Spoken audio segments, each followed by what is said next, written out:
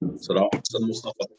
Alaikum assalam wa rahmatullah, Shaykhna. Give me just a couple of moments. I'm just preparing everything. The lights just went out. So let me just set everything up for the darkness. Okay, inshallah. I'm just waiting for people to, because people are still joining. So inshallah, as soon as we have enough participants, then we'll start, inshallah.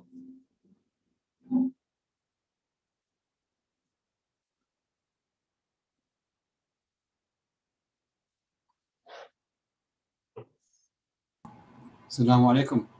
عليكم السلام ورحمة الله. شلونكم؟ هلا أحمد، شلونك؟ الحمد لله.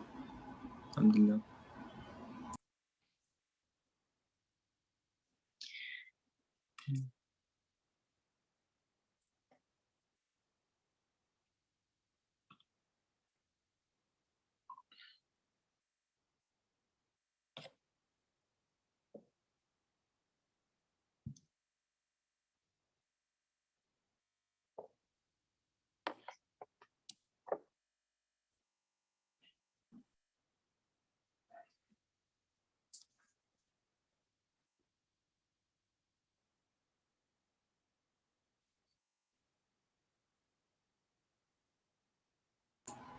شلونك حسين؟ حسين؟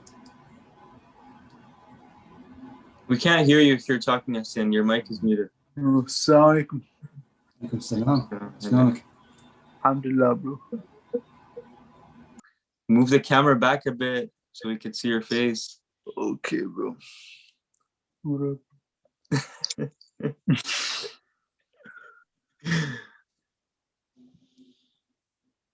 هلا منتظر، شلونك؟ لما انت؟ هلا. السلام. سلام. زين الشباب here today. What up G?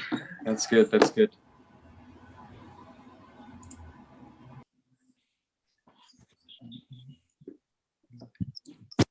We're just waiting on the Sheikh now.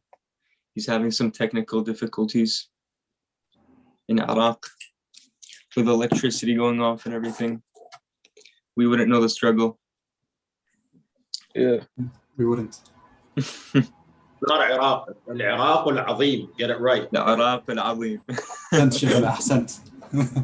أحسنتم. All right, Sheikhna, are you ready? Are you guys ready? I was born ready. Okay. That's what we like to hear. All right, we'll get started then. Okay. اللهم صل على محمد وآل محمد. بسم الله الرحمن الرحيم. Respected Sheikh, brothers and sisters, Assalamu alaikum wa rahmatullahi wa barakatuh. We're on the 10th day of Ramadan, 11th night, and it's surely flying by.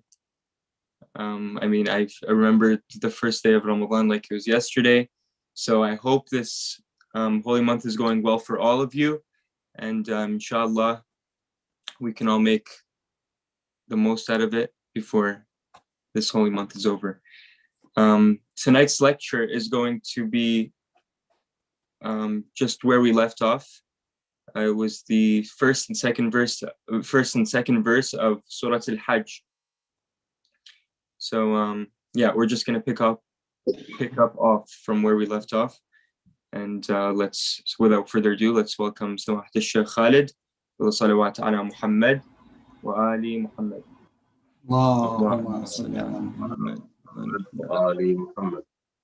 بسم الله الرحمن الرحيم وأفضل الصلاة وأتم التسليم على نبينا الصادق الأمين محمد وعلى أهل بيته الطيبين الطاهرين. In the name of God, the merciful, the beneficent, all praise is due to the Prophet Muhammad and his holy household. Yesterday, we referred to the two verses of Surah Al-Hajj, the first two verses. يا أيها الناس اتقوا ربكم إن زلزلة الساعة شيء عظيم يوم ترونها تذهل كل مرضعة عما أرضعت وتضع كل ذات حمل حملها وترى الناس سكارى وما هم بسكارى ولكن عذاب الله شديد. We use these two verses to segue into the concept of individuals. We said that there is the believers the non-believers, and the hypocrites. Now, these are just three types of individuals that the Quran refers to. And we said that in Surah Al-Baqarah, in chapter 2, verses 2 through 5, Allah describes the believers. Then verses 7 and 8, Allah describes the non-believers, those who reject based on ideology and certainty of Allah. Then the Quran dedicates verses 9 to verses 20, 12 verses to the munafiqeen, the hypocrites. Brother Mustafa, could you do me a favor? Yes, Shaykhna.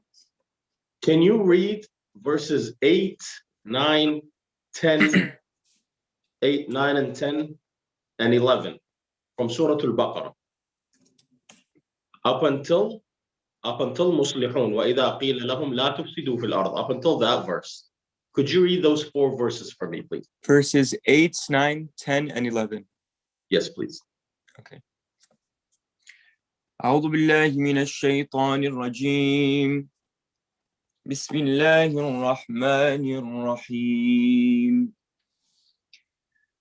ومن الناس من يقول آمنا بالله وباليوم الآخر وما هم بمؤمنين يخادعون الله والذين آمنوا وما يخدعون إلا أنفسهم وما يشعرون في قلوبهم مرض فزادهم الله مرضا ولهم عذاب أليم بما كانوا يكذبون وإذا قيل لهم لا تفسدوا في الأرض قالوا إنما نحن مصلحون. صدق الله العلي العظيم. صدق الله العلي العظيم وبلغ رسوله الكريم وإنا على ذلك لشاهدون. Brothers and sisters, please excuse me. My chest is flaring up, so I might be coughing a lot today. Now, these verses speak about the munafiqun. Who are the munafiqun? Indeed, we have a full verse, a full chapter in the Quran called Al-Munafiqun. Now, the munafiqun are those who announce their faith, but inside, in their actuality, are non-believers. They used to come to the Prophet and they used to say, وَإِذَا جَاءَكَ الْمُنَافِقُونَ قَالُوا آمَنَّا, we believe in you. وَإِذَا خَلَوْا إِلَى شَيَاطِينِهِمْ, and if they retreat to their evil, to their demons, قَالُوا إِنَّمَا نَحْنُ مَعَكُمْ, مضمون الآية المباركة, قَالُوا إِنَّا مَعَكُمْ إِنَّمَا نَحْنُ مُسْتَهْزِئُونَ, we are with you. Indeed, all that we are doing is deceiving them, mocking them. Allahu yastahzi'u bihim, the verse says. Indeed, Allah mocks them. وَيَمُدُّهُمْ فِي طُغْيَانِهِمْ يَعْمَهُونَ, and Allah allows them to continue within their mischief and misguidance, continue in their path, on their path. Now, that was the beginning of the verse and of the chapter on Munafiqun. Here the Quran says, وَمِنَ النَّاسِ, and there are amongst the people, and of the people are those who say that we believe in Allah and the final day, the hereafter, but they do not really believe. وَمِنَ النَّاسِ مَن يَقُولُ آمَنَّا بِاللَّهِ وَبِالْيَوْمِ الْآخِرِ وَمَا هُمْ بِمُؤْمِنُونَ. Right? Are you guys with me, or am I by myself here? We're with you, Shaykhna. Then it says, they seek to deceive Allah and those who have faith, but they deceive none save themselves, except for themselves. In actuality, they only deceive themselves, and they are not aware. So the deception here is not towards Allah. They cannot deceive Allah, nor are they deceiving anyone else but themselves. يُخَادِعُونَ اللَّهَ. يُخَادِعُونَ اللَّهَ وَالَّذِينَ آمَنُوا وَمَا يَخْدَعُونَ إِلَّا أَنفُسَهُمْ. وَمَا يَشْعُرُونَ. They don't know that they're deceiving themselves. فِي قُلُوبِهِمْ مَرَضٌ فَزَادَهُمُ اللَّهُ مَرَضًا. In their heart is a disease, is an ailment. So Allah has increased their disease. And there awaits them a painful punishment for that which they are lying about. في قلوبهم مرض فزادهم الله مرضا ولهم عذاب أليم بما كانوا يكذبون. وإذا قيل لهم لا تفسدوا في الأرض قالوا إنما نحن مصلحون. And if they are told, do not make corruption, do not make mischief on earth, they say, no, we are the reformers. We are the ones that are doing good. We are the light. ألا إنهم هم المفسدون. The Quran says, indeed it is they who are corrupt. ولكن لا يشعرون. ولكن لا يشعرون. They don't know. They're unaware of the fact that they are corrupt, that they are mischievous. وإذا قيل لهم آمنوا كما آمن الناس. And if they are told, believe like the others believe. قالوا أنؤمن كما آمن السفهاء. Shall we believe the way those fools believe? Beware, truly they themselves are the fools, but they do not know. Again, they're unaware. This, brothers and sisters, we call Jahl Murakkab. Did we explain Jahl Murakkab yesterday or not, Brother Mustafa? I don't recall. I don't think so, Shaykhna. We have two types of Jahl, two types of ignorance. Basit and Murakkab, simple and compound. Simple ignorance is an ignorant individual who knows he is ignorant. So if you ask me, okay, a question about medicine, for example, what does this type of medicine do? I'll tell you, I don't know. I know the fact that I don't know what this medicine does. That is my knowledge of my ignorance. That's called Jahl Basit. I have knowledge that I'm ignorant in this subject. Jahl Murakkab, or compound ignorance, is he who does not know, or he who is unaware that he is ignorant. When you say to him, does Allah exist? He doesn't say, I don't know if Allah exists. Of course not. Well, based on what? Well, look around you. Well, hold on. Just like you can use the world around you to testify God's existence or lack thereof, I can testify God's existence. However, your ignorance is based on arrogance and it's compound ignorance. You believe that you are correct in the fact that Allah doesn't exist. And I know that there is a possibility. However, my belief, my certainty in his existence. So it could go both ways here. Just like certain individuals who claim that this is the absolute word of Allah, and based on this absolute word of Allah, I shall fight you and I shall cut your head off. Based on compound ignorance, not based on knowledge.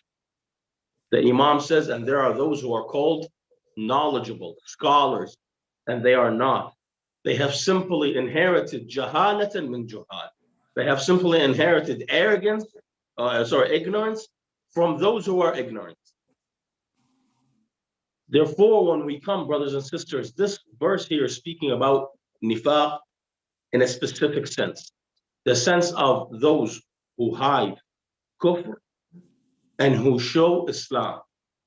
But the verses also refer to those, or we can understand from the verses, referring to those who are munafiqeen in general, who are hypocrites in general. Now, when we read in the narrations, the Prophet or the Ma'soom, in the narration that is narrated, that the Ma'soom has said there are three attributes. Brothers and sisters, unmute yourselves, please. All of you guys, whether you're young, whether you're old, if you're tuned in on Zoom, unmute yourself and let's have a conversation, okay? If you're not too shy, that is. The Prophet or the Imam, the Ma'soom, it is narrated that the Ma'soom says there are three attributes. If one of them is within you, those three attributes, then you are a hypocrite, regardless of whether you pray, you fast, or you claim to be a Muslim. Now, when I read this verse, I was like, hold on. One attribute considers me a hypocrite? Let's listen. 3 attributes, if they are in an individual, they are considered a hypocrite, even if they prayed, fasted, and claimed to be a Muslim. What are those attributes? If they are entrusted, they betrayed. إِذَا اؤْتُمِنَ خَانَ. If you give him something, if I give you this ring, I say, this is aman. I entrust you to keep this ring for me. However, this individual does not keep that trust. What do? They go and they sell the ring, or they give it to somebody else, or they keep it for themselves and they say they lost it. إِذَا اؤْتُمِنَ خَانَ. And if they speak, they lie. وَإِذَا قَالَ كَذَا. If they speak, they lie. The first thing, what do we call those individuals? We call them perpetual liars. Mm-hmm. Individuals who love lying, who all they want to do is lie, whether it's useful or not. You would say to me, what did you do today? Oh my God, you should have seen today. I ran 100 miles. Right? Or not even something that drastic. Simply saying, what did you eat for lunch today? I don't want to tell you that I ate timman and marga, for example. I said, oh man, I had shawarma and I had the best timman and marga ever, by the way. Okay. But you know what? I'm trying to watch my diet. I want to lose weight. So I only ate 3 spoons of timman. Mm-hmm. Right? I'm lying on my behalf here because I'm trying to lose weight. Sorry to interrupt, but would exaggeration first of all, assalamu alaikum, Sheikh. It's been a long time. But would exaggeration count as lying, or like? Would exaggeration count as lying? Yeah, like if you exaggerate the situation. Between me and you, forget about everybody else on this forum right now. What do you think? Would you consider exaggeration lying? I guess. Like maybe you tell the truth, but you also put in like a lot of parts that are not necessary. Yeah, we call that salt and peppering the lies. Yeah. A little bit of flavor of lying. Yeah. Look, listen, brother. Sorry, who was speaking? Who was speaking to me? Mustafa Hassan. Mustafa Hassan. Salaam alaikum, Habib. Alaikum Mustafa, the Quran says, إِنَّ الْإِنسَانَ عَلَى نَفْسِهِ بَصِيرًا وَلَوْ أَلْقَى مَعَاذِيرًا. Indeed, the human knows himself. He knows of his action, of what he does is correct and incorrect, even if he or she tries to justify those actions. Sometimes we might tell the truth, but not the whole truth. That's why if you are ever in court, inshallah, you'll never have to be in court. What do they tell you? They tell you to raise your hand, as we've seen on TV. What do you say? Do you swear to tell the truth, the whole truth, and nothing but the truth? So help you God. Why? Because sometimes I'm telling the truth, but not the whole truth. For example, I'll say, oh yeah, you know what? I had timman marga, but I don't tell you I had timman marga, liban, khubez, sammoon, and all of these other, extras with it. So I told you a part of the truth. And nothing but the truth. Meaning what? Meaning that you won't salt and pepper, you won't exaggerate, you won't lie a little bit, not even a little bit. Not even a white lie as it's known in the West. By the way, we have no such thing as a white lie in Islam. So to answer your question, yes. Then the third attribute, and if they promise, they do not fulfill their promise. وَإِذَا وَعَدَ أَخْلَفَ. These 3 attributes, don't tell me if they are within you, but you and yourself, look within yourself. Look within yourself. Is it that when you are entrusted with something, do you betray that trust? When you speak, do you tell a lie? Now, don't tell me, oh, nobody tells a lie, everybody tells a lie. No, not everybody tells a lie. Only the weak tell a lie. Only the ones who are afraid tell a lie. Some situations require you to tell a lie. I agree with you. Those situations are exemptions. For example, someone puts a gun to my head and says to me, Okay? Say that Mustafa is a bad person. In order to save my life, I'm going to have to say, well, yeah, sure, Mustafa's a bad person. I lied, didn't I? Or someone puts a gun to my head and says, say that Mustafa drinks alcohol because if he doesn't, we're going to kill him. What do I say? Oh, yeah, he drinks alcohol. Why? To save his life. So there are certain aspects where a lie is permissible to save a life, to bring two together. But what it's limited and permissible only for that factor. So for example, a brother and a sister, married brother and a married sister, they're married to each other, okay? They got in a fight. The brother calls me and he says, I want to get back with my wife, but she is being hard-headed. Or the sister calls me and says, I want to get back with my husband, but he's being hard-headed. I can go to the other spouse and I can say, you know what? Your spouse says you're being hard-headed. And that will eventually cause a bigger fight. Or I could say, you know what? Your wife loves you. Your wife wants to be with you. You just have to kind of give a little. And I go to the wife and say, your husband loves you. Your husband wants to be with you. He didn't say anything negative about you. He did say something negative to me about her.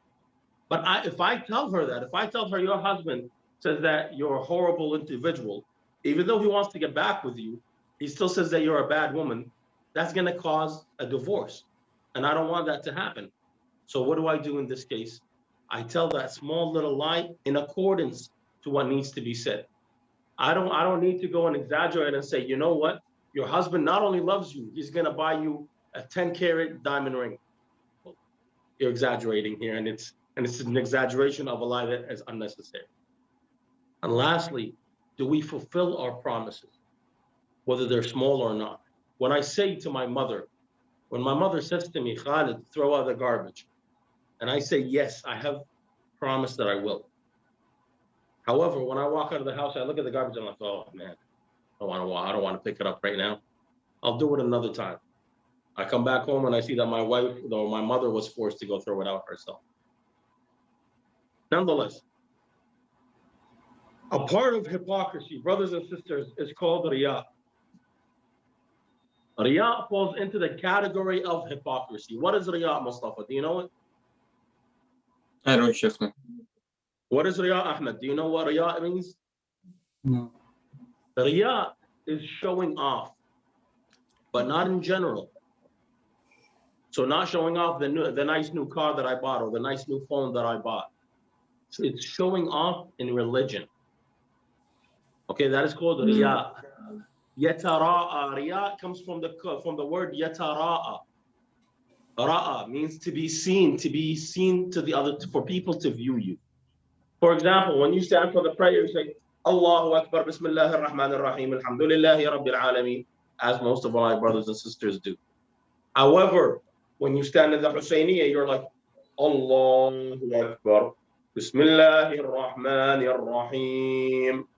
Well, who are you doing that for? I know you're not doing it for Allah because you don't do it for Allah all the time. You're doing it for whom?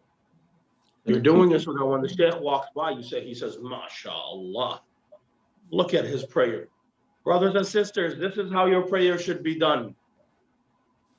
That's called riyā. You're showing off your actions, your prayer, your religious obligations. You're no longer doing them for Allah. You're doing them for Him. You understand the difference? Mm-hmm. So my actions, I'm no longer taking for the law. When I stand to pray, I'm no longer saying Allahu Akbar, so that Allah views me and says, SubhanAllah, look at, or Allah wouldn't say SubhanAllah, but Allah would say, look at how my servant is praying for me. But rather what you're doing is you're doing that so that the Shaykh or the brother says, wow, SubhanAllah, look at his prayer. So that prayer is not for Allah, that prayer is for him, who you're trying to impress. There's a beautiful story that's narrated. During one of the battles, they brought one of the individuals that was killed in battle from the Muslims, and they asked the Prophet, they said, Ya Rasulullah, he's a martyr. Hada shaheed. Pray on him, pray for him. The Prophet says no. This guy is not Shahidullah. This guy is Shahidul Himar. This guy is the martyr of a donkey, not the martyr for Allah. He said, Ya Rasulullah, explain, what are you talking about?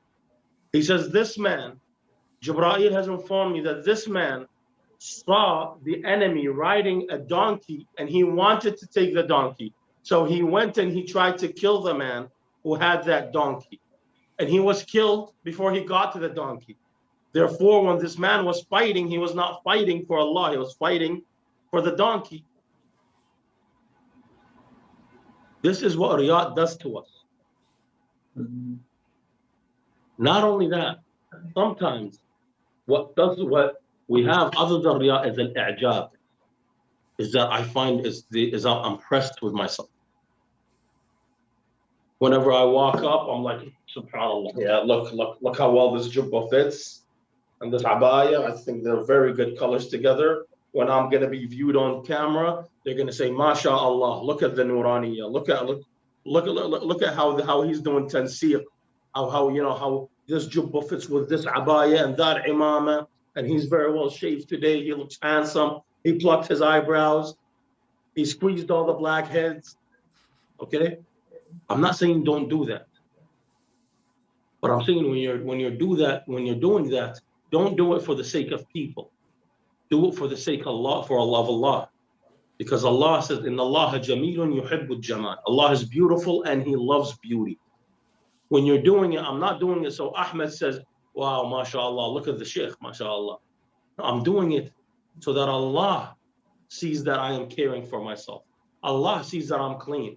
I'm not saying walk around with a face full of zit or a booger down your nose. That's not what I'm saying. I'm saying walk around in a beautiful manner, in beautiful attire. قُلْ مَنْ حَرَّمَ زِينَةَ اللَّهِ. Say, who was it that made Allah's adornment forbidden? And Allah says, wear your adornment to the mosques. But do it for the sake of Allah, not for the sake of individuals.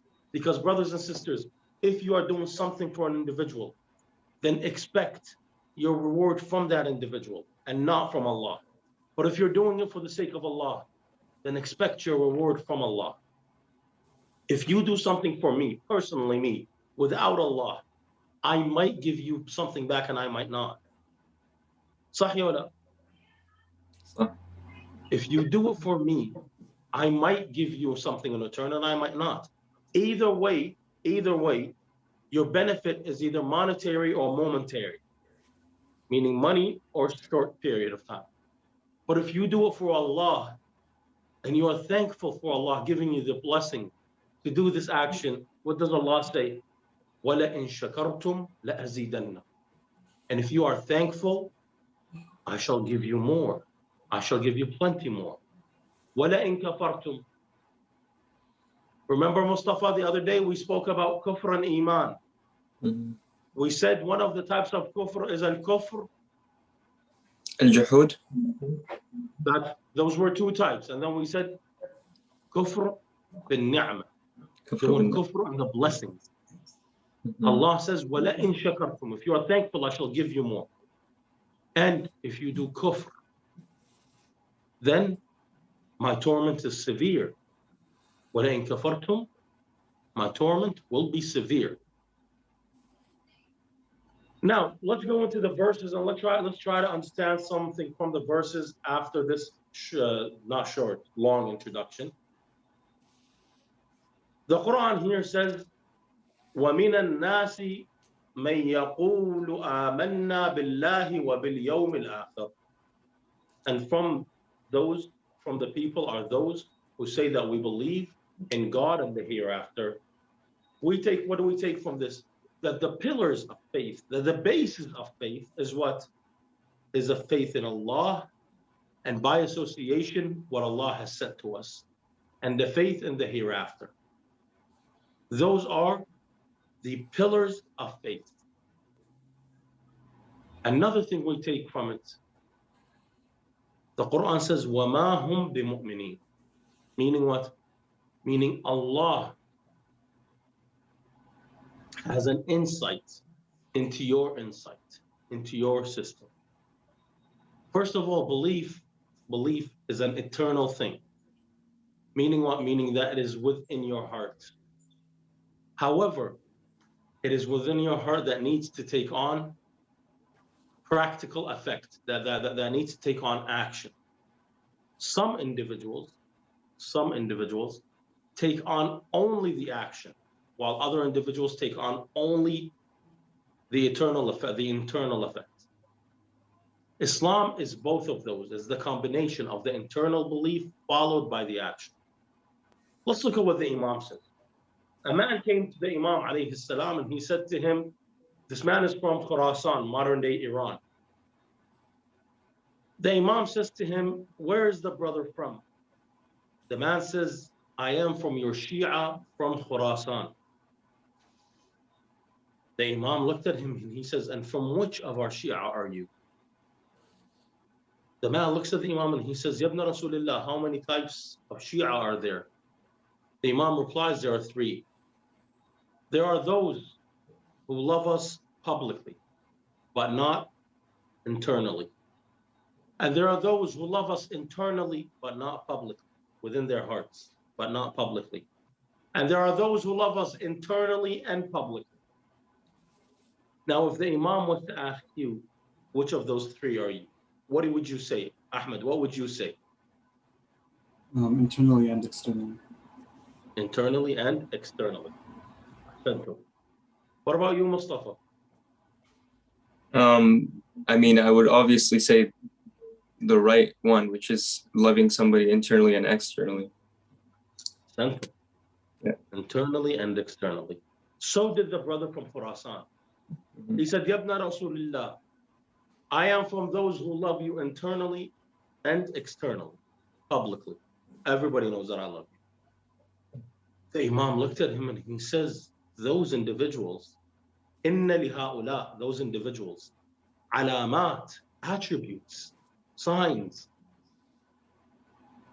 The man says, and what are those signs, Ibn Rasulullah? What are those attributes? The Imam says, the first attribute is knowing Allah, truthfully knowing Allah.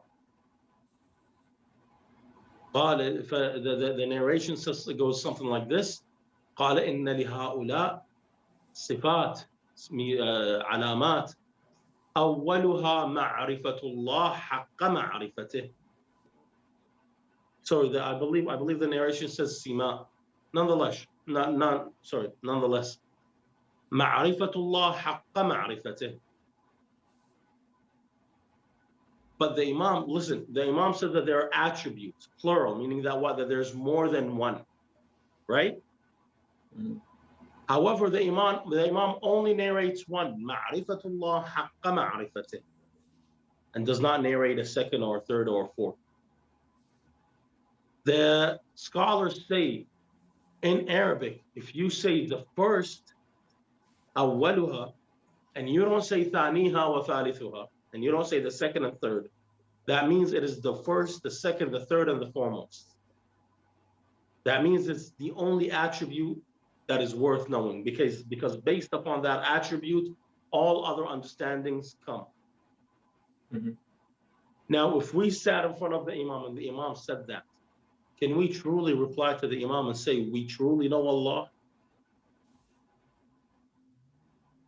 Can you, between you and yourself now, say, I truly know Allah? If we did, we would be like Salman al-Muhammadi. We would be like Abu Dharr.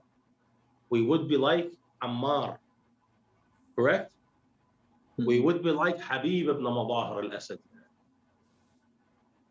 What do we know about Habib? I know that it's not Muharram, but it's important for us to keep these individuals in our mind and learn from these individuals' stories.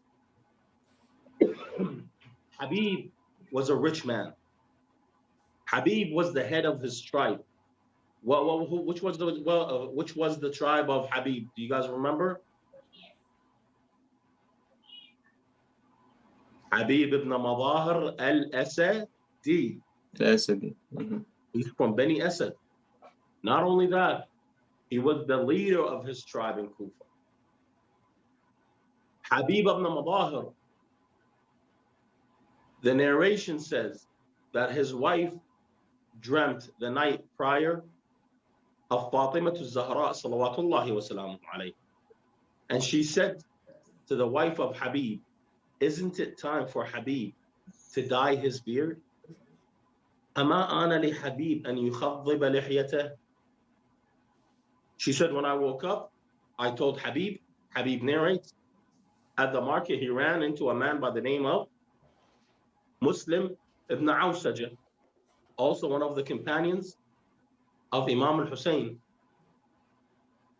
Muslim tells him, what are you doing here? He says, my wife had this dream yesterday. He said, Ya Habib, did you not hear? I don't think Fatima al-Zahra is talking about this khidab, this dye that you want to dye your beard with. I think Fatima al-Zahra is talking about death. He says, why? He says, I heard that Imam Hussein has left Mecca coming towards Kufa, and that we might have to fight with him. Nonetheless, Habib returned home. One day, Habib ibn Allah, radwanullahi ta'ala alayhi, he is sitting at home having lunch with his wife when the door is knocked. When the door is knocked, a man gives Habib a letter. Habib returns to his table where he was sitting or on the floor, and he opens the letter. What does the letter read? The letter reads, من الحسين ibn Ali, صلى الله عليك يا أبا عبد الله. من الحسين ibn Ali, إلى العبد, to the servant, العالم, the knowledgeable, Habib ibn Mudahir al-Asadi. Al-Alim means the scholar. Who's calling Habib a scholar? Imam al-Hussein, the Ma'soom, is calling Habib a scholar. The narration says, من العبد من إلى العبد العالم العابد Habib ibn Mudahir. Then the letter continues, and it says, أما بعد, after this introduction, you know our relation to the Prophet, and you know what has befallen upon us. فالله الله بنا.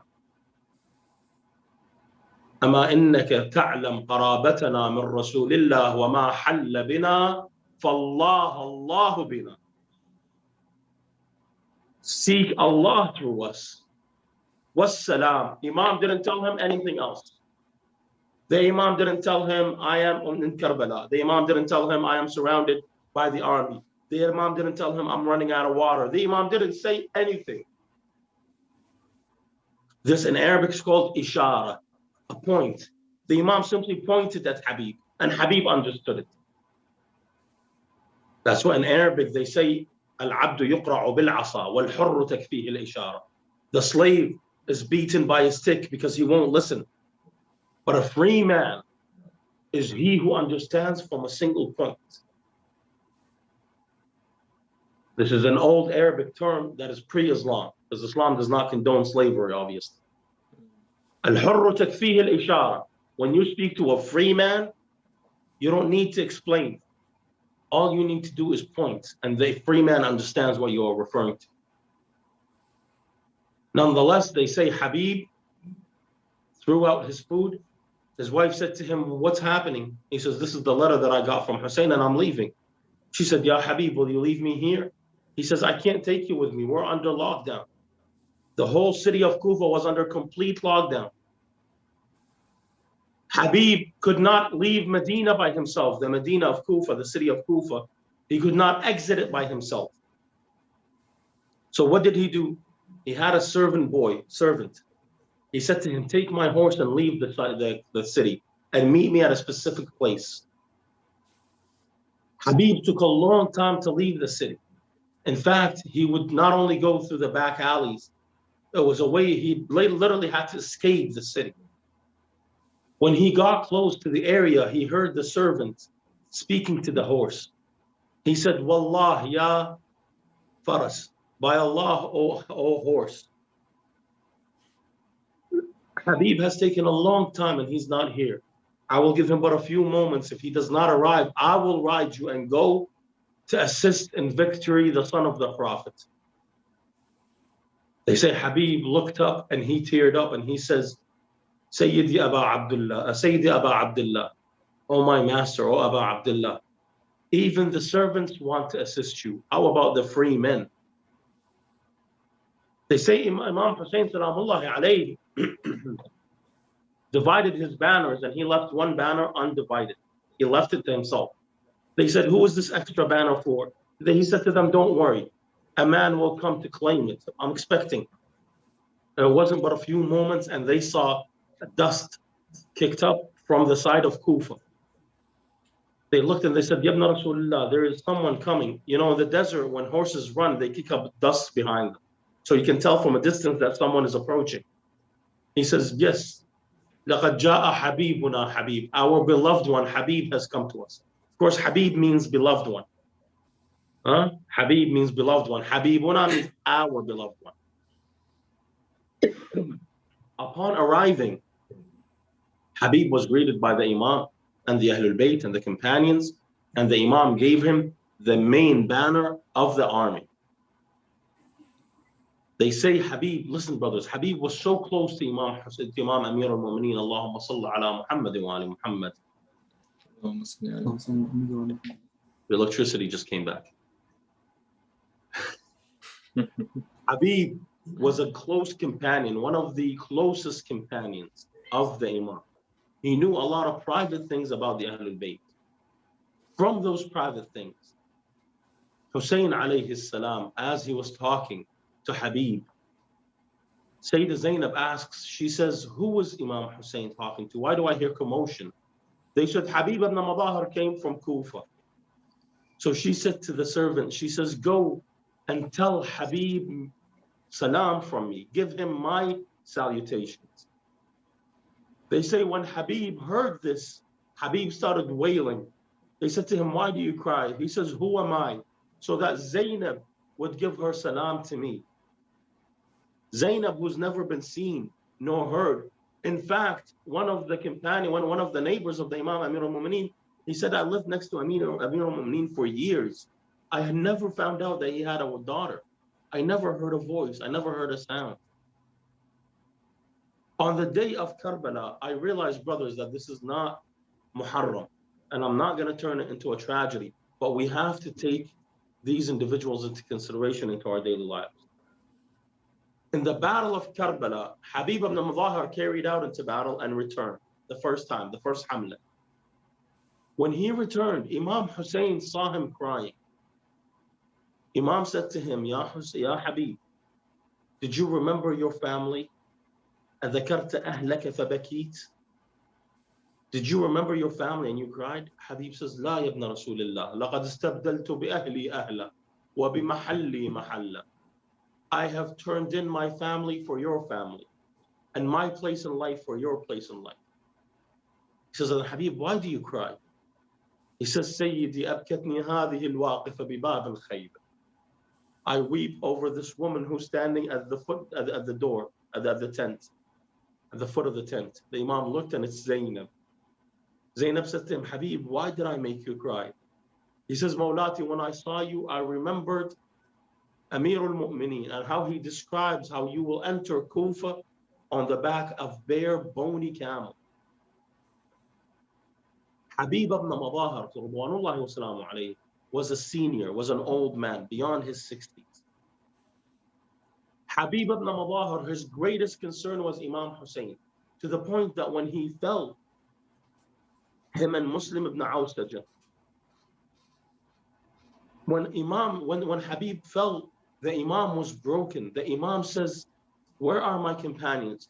Where are the lions? Why do I call upon you and you do not answer me? When Habib fell, the Imam came back returning, reciting, وَمِنْهُمْ مَنْ قَضَى نَحْبَهُ وَمِنْهُمْ مَنْ يَنْتَظِرُ. And there are those of them who have passed away and those of them who are still awaiting. However, the beginning of the verse, which I neglected or I forgot to narrate, it says, صَدَقُوا رِجَالٌ صَدَقُوا مَا عَاهَدَ اللَّهَ عَلَيْهِ. They are men who were truthful to the oath that they have taken with Allah. Unlike the munafiqeen. Who are the munafiqeen? The munafiqeen was there. There was a man who had a whole mosque by his name. This man who had a whole mosque by his name stood in front of Imam Hussein and he said to him, Ya Hussein, استعجلت بالنار قبل القيامة? Did you rush with the fire before hell, before Judgment Day? He said, who is that? I think it's Abdul Rahman ibn Muljam. He said, yes, I am Abdul Rahman ibn Muljam. The Imam looked at him and he says, you are more fitting of receiving hellfire than I am. Abdul Rahman ibn Muljam had a whole mosque that he built for his name. The mosque of Abdul Rahman ibn Muljam. Sorry, I'm saying Abdul Rahman ibn Muljam. I mean Shimr ibn al-Jawshan. They're both devils nonetheless. Shimr ibn al-Jawshan had a whole mosque built under his name. The mosque of Shimr ibn al-Jawshan. Amr ibn Sa'd, who was close to Imam Hussein, who knew full well who Imam al-Hussein was. They narrate that one day Amr ibn Sa'd was walking and he saw the Prophet and the Imam riding. So Amr said, Assalamu alayka ya Hussein, Assalamu alayka ya Abu Abdullah. They were close in age.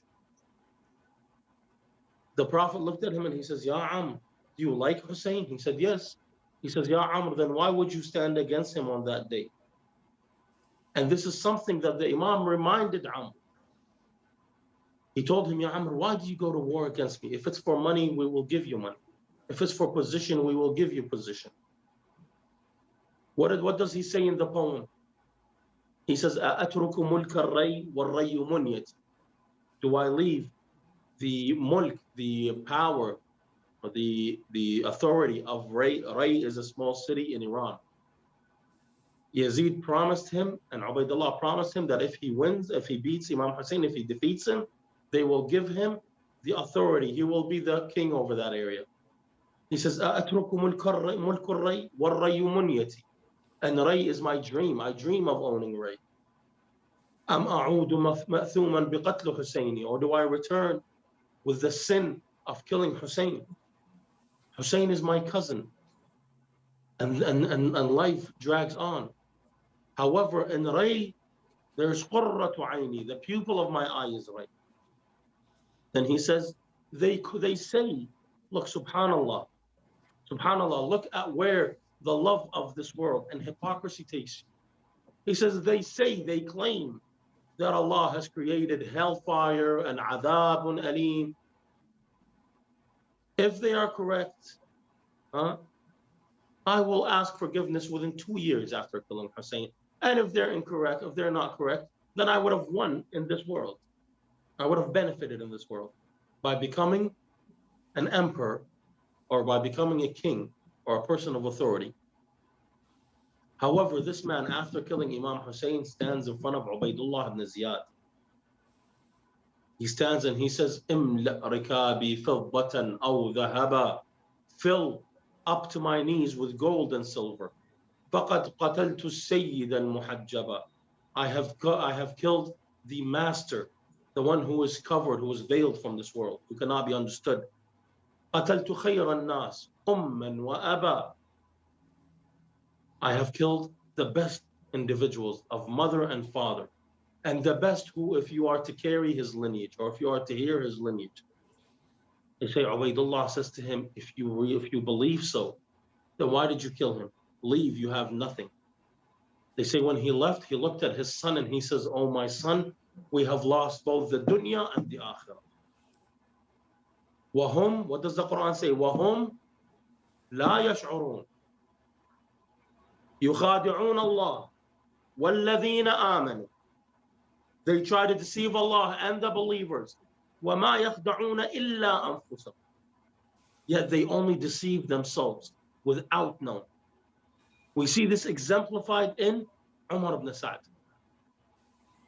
He deceived the Imam. He tried deceiving the Imam and the believers. He tried deceiving those around him. During the day of Karbala, he prayed. After Karbala, he prayed.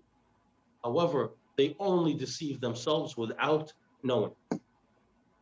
I ask Allah, بحق الحسين الوجيه وجده وأبيه وأمه وأخيه, that we remove any or that Allah may assist us by removing any part of deception and nifaq and hypocrisy from our hearts.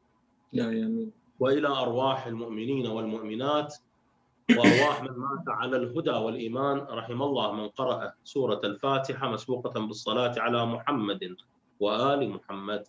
اللهم صل على محمد وآل محمد. أحسنتم شيخنا، أحسنتم.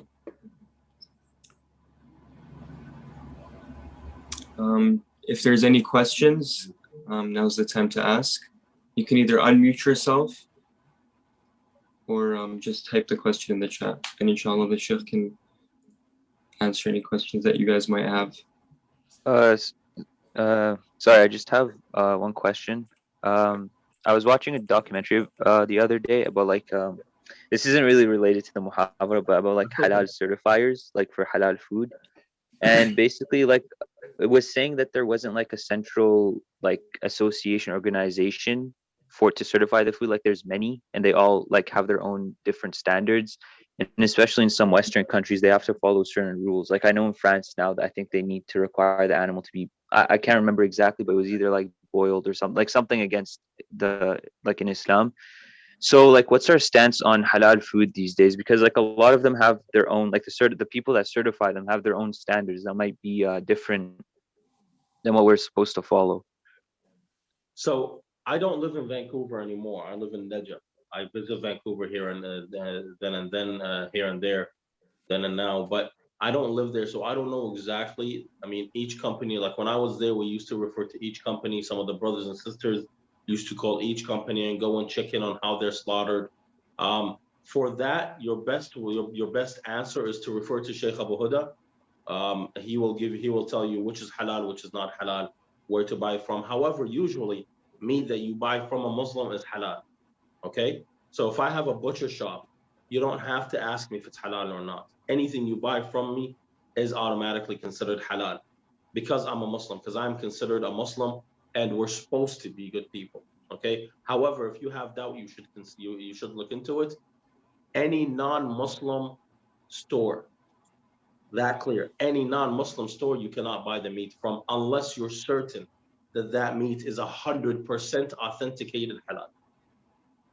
Yeah, it's not, maybe not even necessarily meat, like even like packaged products or stuff like that. Like they just say the halal on them, like the.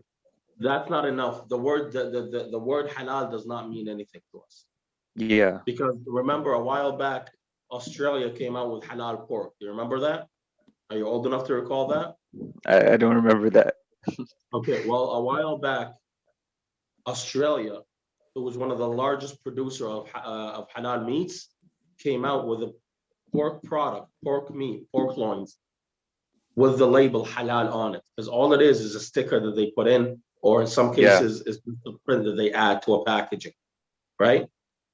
Mm-hmm. So we have to certify, we have to make certain that what we are buying is halal. In most cases in Vancouver, we usually buy from Muslim butcher shops. And that's good enough. But food that you buy from Superstore, that comes from New Zealand and other places, automatically haram, automatically uncertified. Unless proven. What's that? Unless proven, obviously, right? Yeah, but by whom? By whom? Who's going to prove it? Have you gone to those areas? Has anybody gone to where they slaughter the meat? No. And those that have gone, do they actually know the law? Do they actually know? Are they adil? Are their words taken? So what we do in order to eliminate the issue, we just simply buy from trusted areas. It's not going to be a big difference. I don't know where you live, but I used to live in Burnaby, and I used to come to Surrey every week to buy meat. Put in a little bit extra work to ensure that your food is halal, because it has not only a spiritual but a physical effect on your brother. Mm-hmm. And when it comes to halal restaurants over here, like there's some restaurants that just say they're halal and they're not or whatever, but the main rule is that if the one working at the restaurant or the owner or whoever it is, manager, is Muslim and he says it's halal, then you can eat there. Is that correct? Then you take him at their word. Yeah. Then you take, because a Muslim is considered trustworthy. So you take him at their word. And some people like to take extra precaution, you know, check Yeah. with me. Yeah, so. But the main rule is just as long as he's Muslim and he says it's halal, then you're fine. Any worker, or does it have to be the owner? Yeah. Any worker doesn't have to be the owner is what you're asking? Yeah, but the It doesn't even have to, it doesn't have to be any of that. Anything that can give you certainty, that can give you peace of mind that that meat is halal. I remember once I was in New Westminster, and I believe it was on number 6 road. I walked in and there was a brother from one of the countries, the Arabic countries. And I walked in and it said, you know, it was all written in Arabic, but there was no halal sign. And I said, Salaam alaikum. He said, Alaikum salam wa rahmatullah. I said, is your chicken halal? بالعربي قلت له الدجاج حلال؟ لا عفوا اللحم حلال. He said, I wasn't there to see it slaughtered. I realized I realized you're not the one that's slaughtering the meat. Is it halal?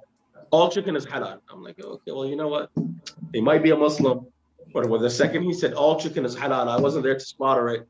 Whatever certainty I had that might have existed, obviously was gone. So I backed out. I said, thank you very much, and I left. Mm-hmm. Okay. Any other questions? You got 4 more minutes, right? 2 more minutes. Did you ever find out the answer about the animal enzymes? Truth be told, I completely forgot. Completely forgot. Ask Abu Huda. Abu Huda knows a lot more about this than I do. Inshallah. And he knows it off the bat, not like me where I have to research it and refer to scholars. But I honestly, I forgot the question, to be honest. Text me. Send me a message on WhatsApp what the question was. Inshallah. Sentum, Sheikhna, sentum. So there's 1 minute, I believe, until iftar. And like we said yesterday, if there's any topics you'd like the Sheikh to talk about, if you're not enjoying the topics he's talking about or anything like that, just reach out. Either if you don't have my number, you can just comment, like when the Sheikh is giving his lectures, comment on Zoom, or just, you know, tell us what topics you want to learn about, because some people don't join because they don't like the topics. So it's good to know what topics people want to hear about and what lectures they want to listen to. So if you guys have any suggestions, please let us know.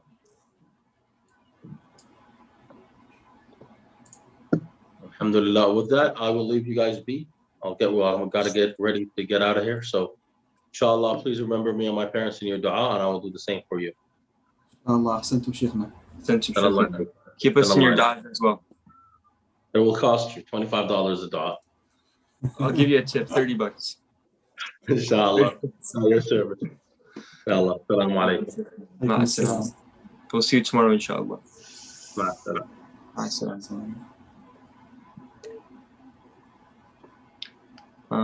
Would anybody like to do the adhan? Any of the participants? It's adhan time, right, Ahmed? 8:30 today? Yeah. If we're following Az-Zahra time. So. There are no volunteers. I will just go ahead and do it myself, I guess. Okay. إن الله وملائكته يصلون على النبي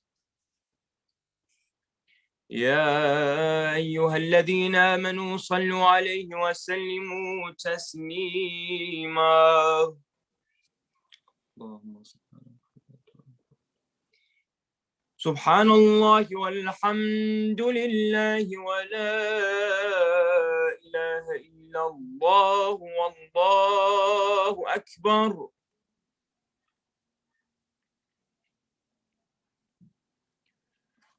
الله أكبر الله أكبر الله أكبر الله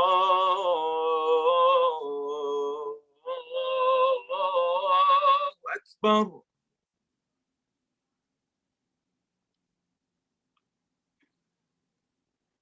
أشهد أن لا إله إلا الله الله.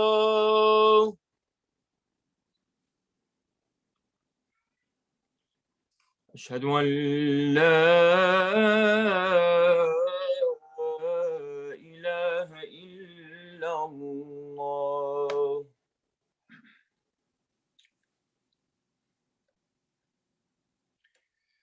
أشهد أن محمدا رسول الله. أشهد أن محمدا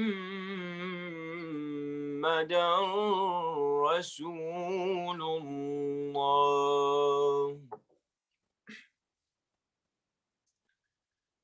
أشهد أن عليا ولي الله.